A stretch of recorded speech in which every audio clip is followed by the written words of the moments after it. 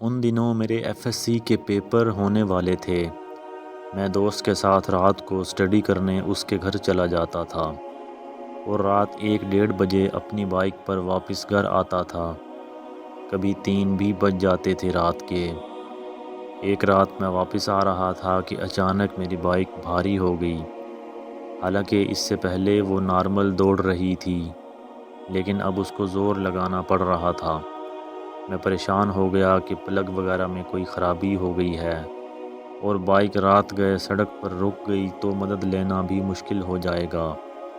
سڑک بالکل ہموار تھی، لیکن بائک نے ایسے چلنا شروع کیا جیسے اونچائی پر جا رہی ہو۔ میں ریس بڑھاتا رہا، موٹر سائیکل کا آگے بڑھتے شور اٹھ رہا تھا۔ ایسا لگ رہا تھا کہ جیسے اس کی کوئی جان نکال رہا ہے۔ ایک موڑ پر پہنچ کر میں نے سوچا کہ بائک روک کر دیکھ لینا چاہیے۔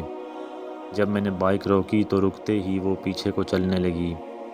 میں نے بریک دبائی جس سے بائک تو رک گئی، لیکن لگ رہا تھا کہ کوئی اس کو پیچھے سے کھینچ رہا ہے۔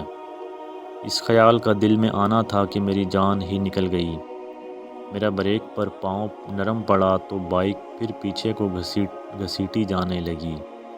اب مجھے اس میں کوئی شبہ نہیں رہا تھا کہ لازمی کوئی جن بھوت پریت کا یہ کام ہے۔ اس خیال کے آتے ہی میرے پسینے چھوٹ گئے۔ میں نے بائک چھوڑ کر بھاگنے کا سوچا، لیکن اگلے ہی لمحے مجھے یاد آیا کہ میں نے اپنا معمول کا ذکر کرنا چھوڑ رکھا ہے۔ میں روزانہ تیسرا کلمہ پاک 101 بار پڑھا کرتا تھا اور کبھی بھی اس میں ناغہ نہیں کیا تھا، مگر 2 ماہ سے مجھ سے کوتاہی ہو رہی تھی۔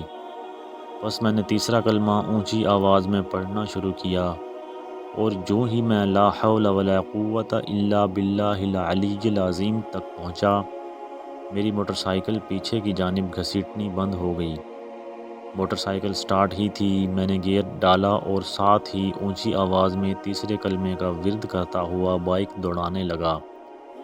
اب کی بار بائک بالکل پہلے والی درست حالت میں آ گئی، رواں چلنے لگی۔ میں خیریت سے گھر پہنچا اور میں نے شکرانہ ادا کیا اور اللہ سے توبہ کی کہ اس نے مجھے جب تیسرے کلمہ مبارک کو پڑھنے کی توفیق عطا فرمائی تو میں اپنی غفلت سے اس کے فیوض و برکات سے فائدہ نہ اٹھا سکا تھا، مگر اب میں یہ غلطی نہیں کرتا۔ میری ہر مشکل تیسرے کلمہ پاک کی مدد سے دور ہو جاتی ہے۔